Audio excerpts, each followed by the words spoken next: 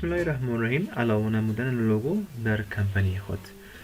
برای علاوه نمودن لوگو میتونین که از منوی فایل، گزینه پرفرنس و کمپنی، گزینه ستور اینفو، در این قسمت میتونین که لوگوی کمپنی خود را وارد نمایید. به خاطر وارد نمودن لوگو میبایست شما یوز ایمیج از دیفالت لوگو را فعال نموده و دکمه اد را فشار دهید. در این قسمت شما لوگویی که قبلا آماده شده هست را انتخاب می نمایید. طور مثال این لوگو، دکمه اوپن را فشار دهید، دکمه سلکت را انتخاب نموده و دکمه سیو را فشار دهید.